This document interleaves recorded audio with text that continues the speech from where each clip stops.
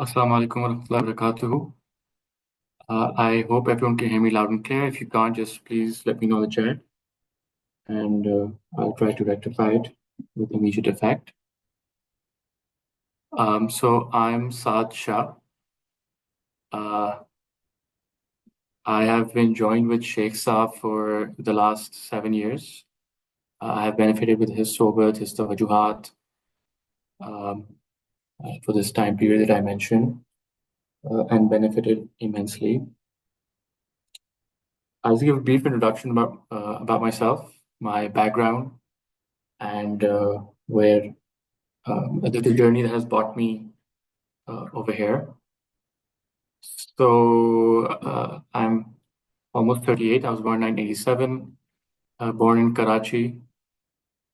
Um, my parents' background, my father was in the military, retired for some time now, and my mother is half Dutch, half Pakistani. I grew up in a upper middle class home where English was focused upon.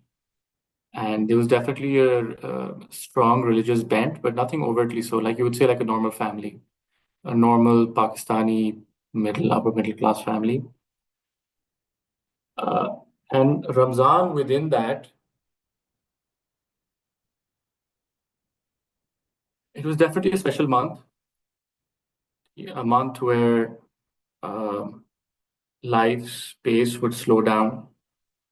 And I'm sure many of you would recognize that at that time also the how frenetic life has become now, it was definitely much slower back then. So Ramzan was definitely a very special month, a month of concentration. I remember in school, growing up also, I mean, we all know how teenage years can be. And even in the worst situations, Ramzan was a month where the worst of a person such as myself would be tempered.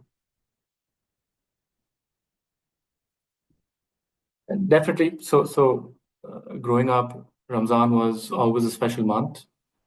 Uh, but not the same as, and I'll explain it as I go forward, but nothing like what it is currently as I experience it now.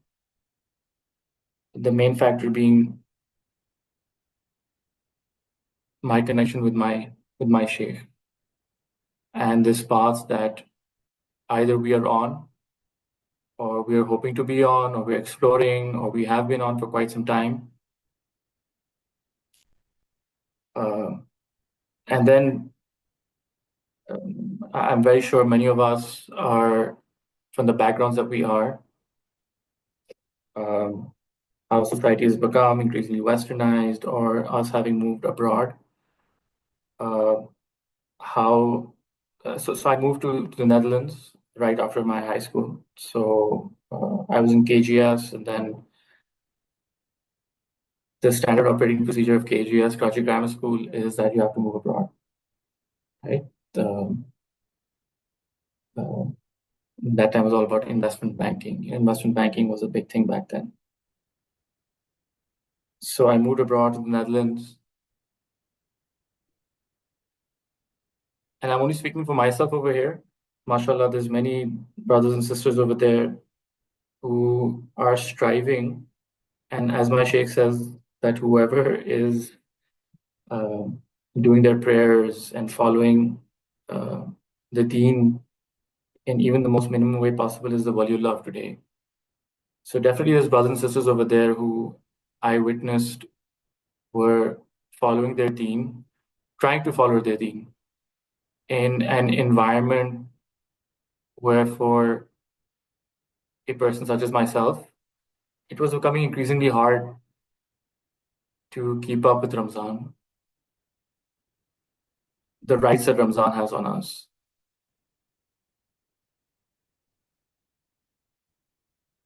The benefits that Ramzan opens up as now being with my sheikh and learning more and more that what Ramzan means. But that was not there. When I moved to the Netherlands, I really saw this graph of the significance of Ramzan diminishing. Again, I'm only speaking for myself over here. Like I said, I saw many brothers and sisters who maintained it, but it was tough and became increasingly tougher.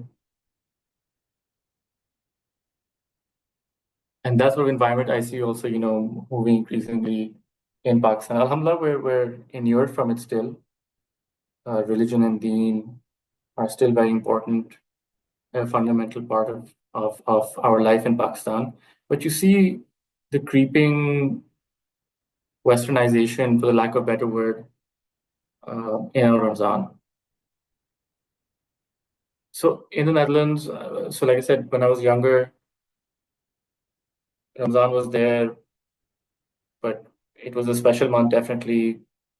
And then moving to the Netherlands and experiencing it in the West, and um, I was not connected very much with Deendar Tabka. I was also, but it was a mix, and I saw how it was diminishing for me. And then I moved back after spending 12 years in the Netherlands, and after that, the graph, if you will, of Ramzan has been constantly upwards for me. So what was this difference? What was the change that was steady in Pakistan until my high school? A special month, but a special month, but nothing's super significant. And then moving abroad and seeing this nosedive and moving back, and it could have come back to the same plateau, but it's increased dramatically, right? And was there that, what was the difference that made and if you compare a photo of mine when I moved back and well, what you see in front of you right now, see of a difference.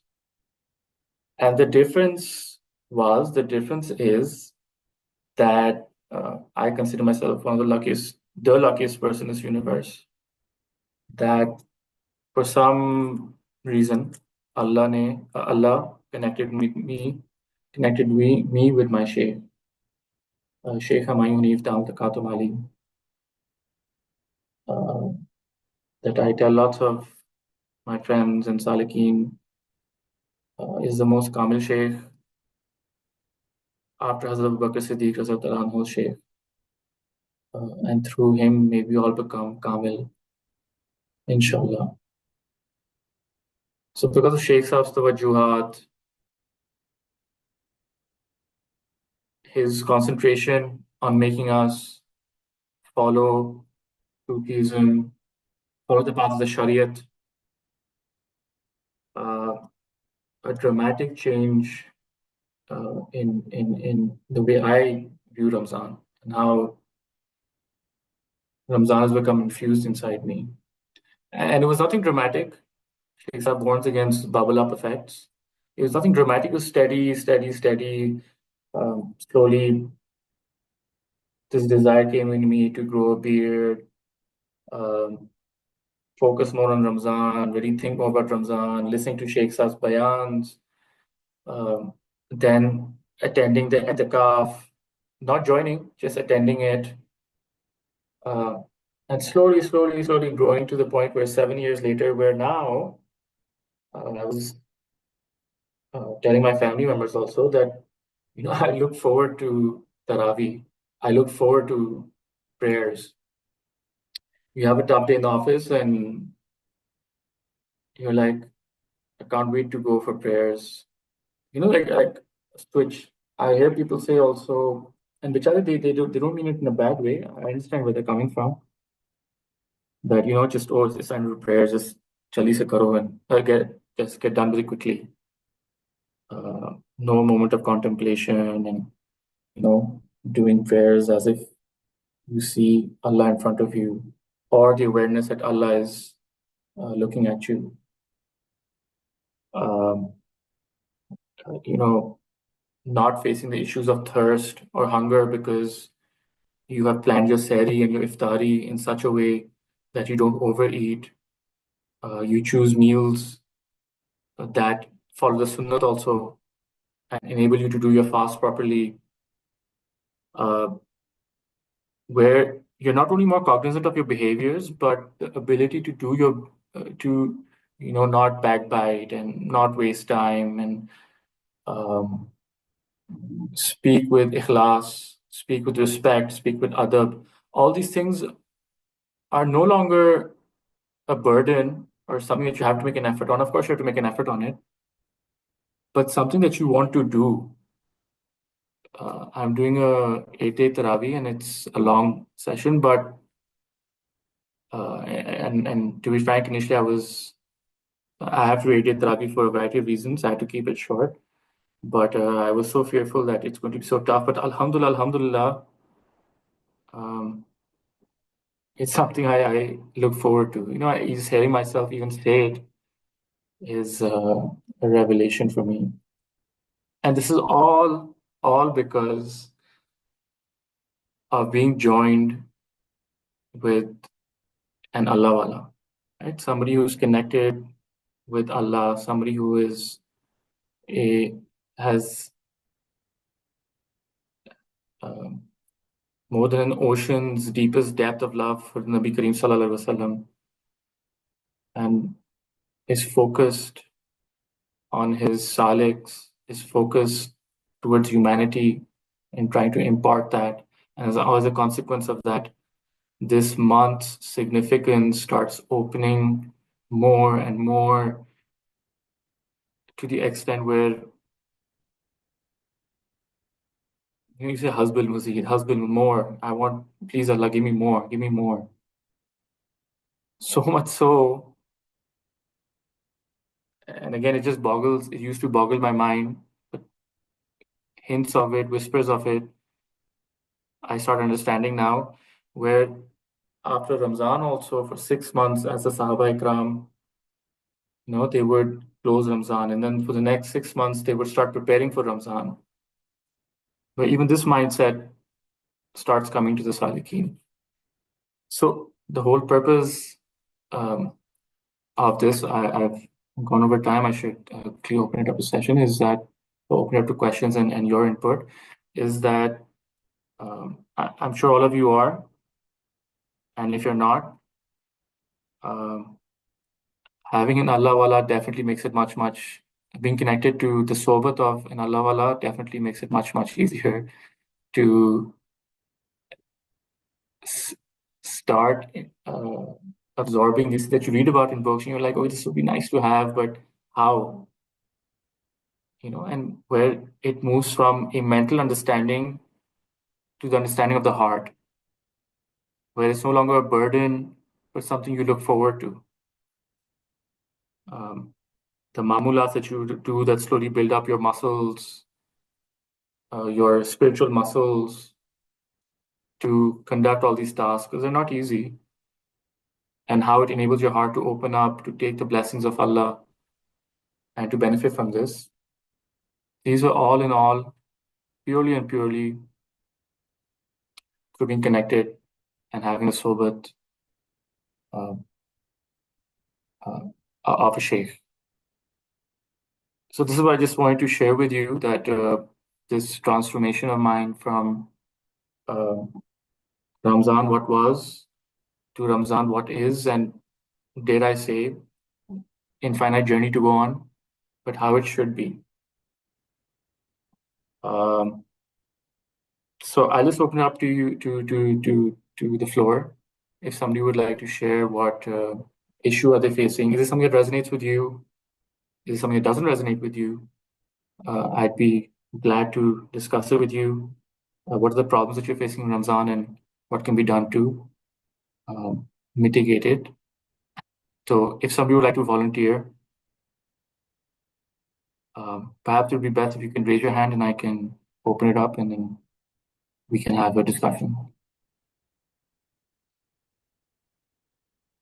Okay, let me make this easier. If somebody, Qasim bhai, okay. Qasim bhai, over to you if you'd like to. Hey, Assalamu alaikum.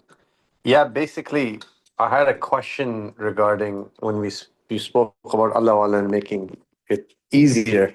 But my question was that what happens is that it's only natural for your reliance on this Allah Wala, whoever this person may be, to increase, and as a result, you may rely on their du'as more than your own du'as. And I understand that's not part of the objective at all, and neither is that what that religious person trying to make you do. So how do you develop that own really strong reliance as your own one-to-one connection with Allah, as opposed to having so much of a reliance on that intermediary?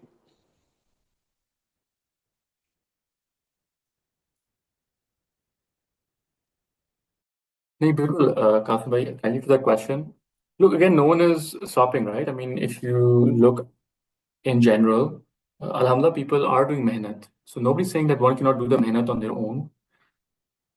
But the purpose is that, why do something in a difficult way if you can get a shortcut, right?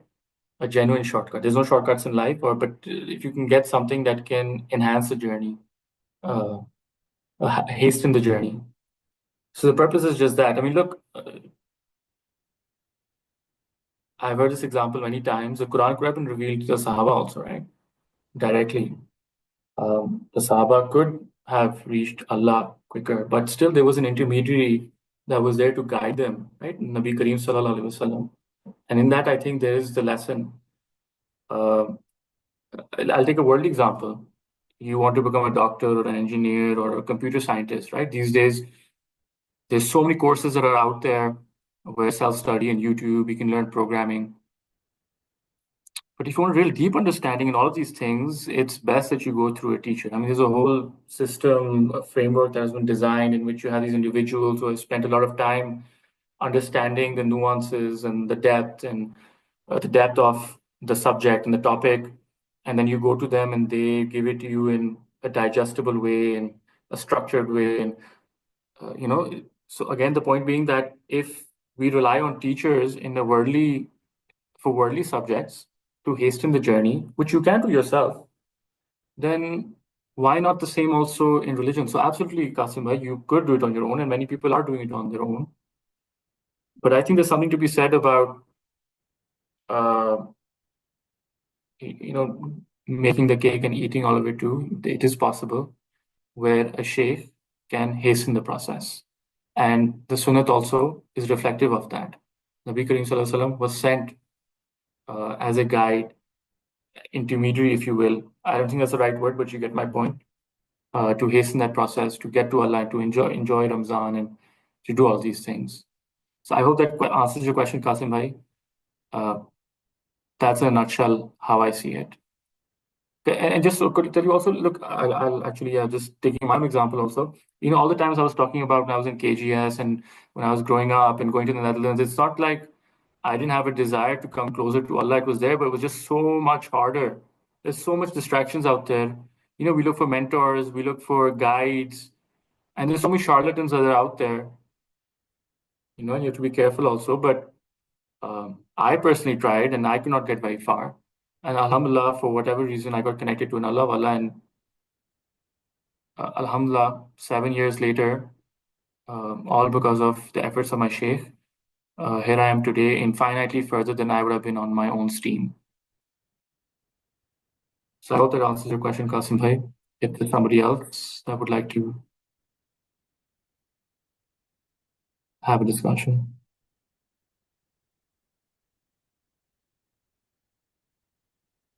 No one? Everyone's Ramzan is going swimmingly.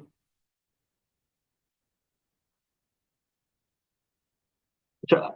Okay, then I'll just ask a question. Is social media a big problem for anyone? Social media scrolling, filling up the space uh, for during Ramzan to sorry Hamza and Hamza bhai, please. Assalamu alaikum, Saad bhai. Kya haal hai? Hope you're well. So, the question I'd love some guidance on, and this is related to work. And I know that a lot of people like me also struggle with this in Ramzan. Is ke, how do you do justice to your work? Because as a good Muslim, I also like it's also important to do justice to your dunyavi dealings as well. But at the same time, also maximizing the time you have, which is obviously limited in Ramzan as well. What and obviously when push comes to shove, you will have to prioritize one thing over the other. So sometimes at the expense of the other.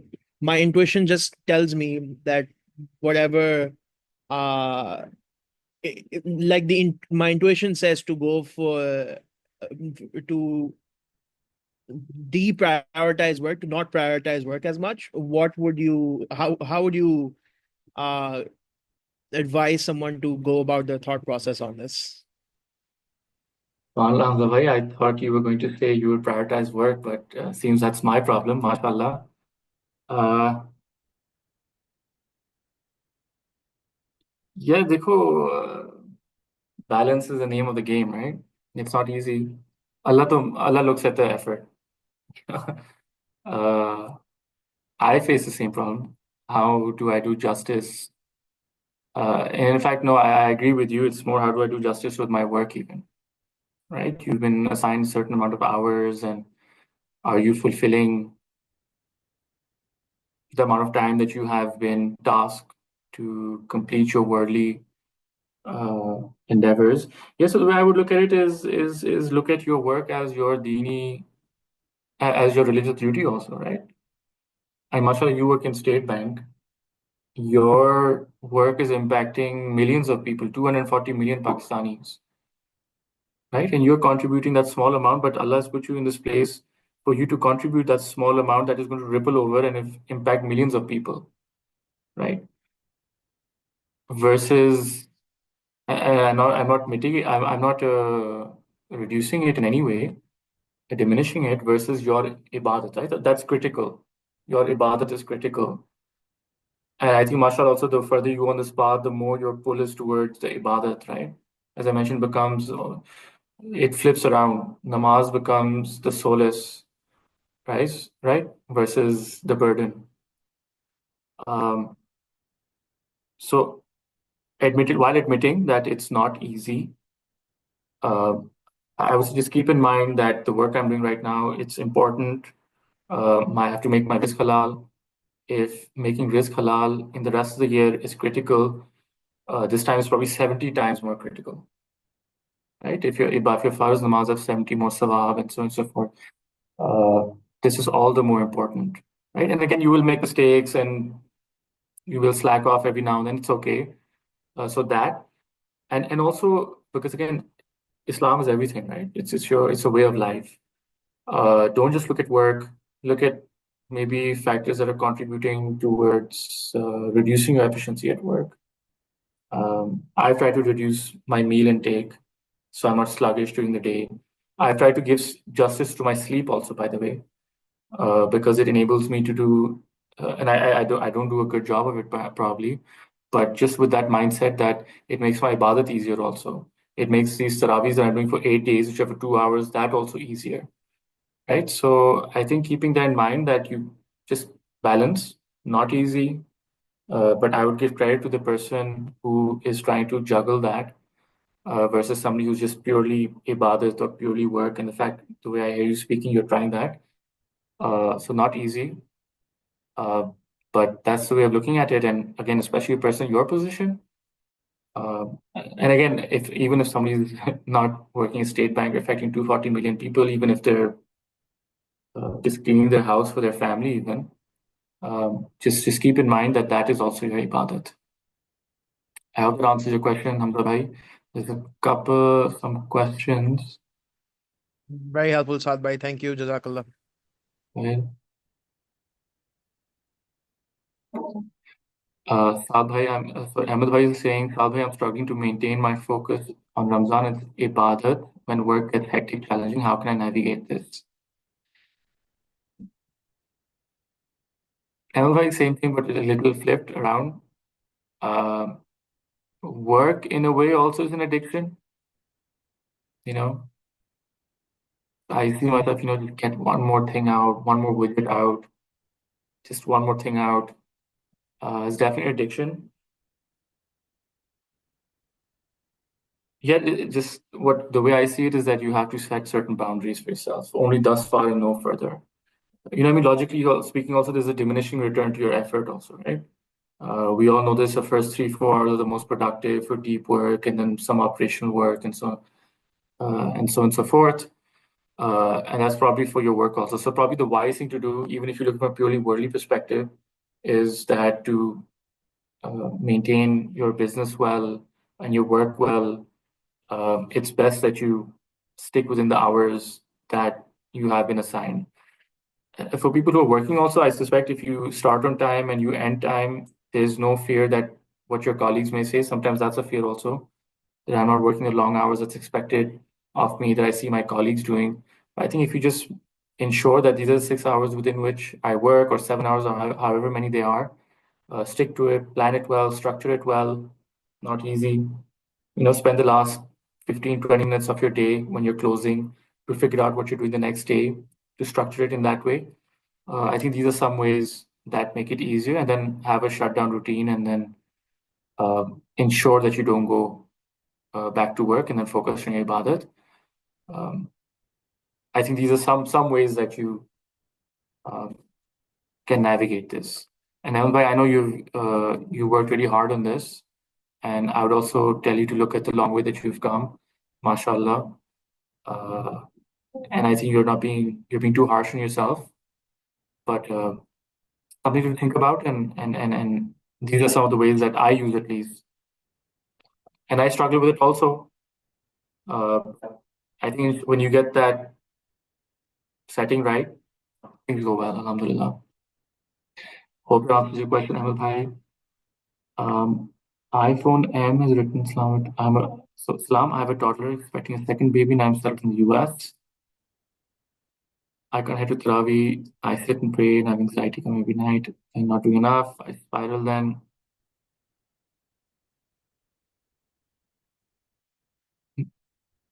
You know, sister, uh, mashallah, you're doing a lot. I look at my family also, and my spouse, and the things she has to do. You're taking care of your children is ibadat also. Raising good children, raising good Muslims in an environment that you're in is ibadat. The fact that you yearn for more ibadat is, I think, testament. Allah is looking at your heart. I think it's testament to the fact that your Qibla Ruh, your direction, is absolutely correct. Um, you know, uh, strictly speaking, I do more ibadah than you're saying, right? But even I feel I'm not doing enough. So, ठीक है, Alhamdulillah, that's look at it in a way that Allah has His tawajjuhat towards you, and He's looking at your effort, right? And you have that yearning within you to do more. But sister, again, I would say I have two kids, and I salute my wife 100 times over. She makes my ibadat easy, right? I'm sure you're making your spouse's life easy for him to do his ibadat. And even if, and again, just the fact that you're focused on your children and raising, I'm sure, uh, two excellent Muslims, and you listen to Sheikh Saab's lecture, and then there is an impact of Sheikh Saab's lectures, right? Don't worry, the impact is coming on you, inshallah. Uh, so look, if your time is packed and you're not wasting time, it's okay. You're doing what you can. And inshallah, as you go forward, you'll move to different phases in your life, and you'll be able to do a bit more of this, a bit more of that, less of this, less of that. But alhamdulillah, just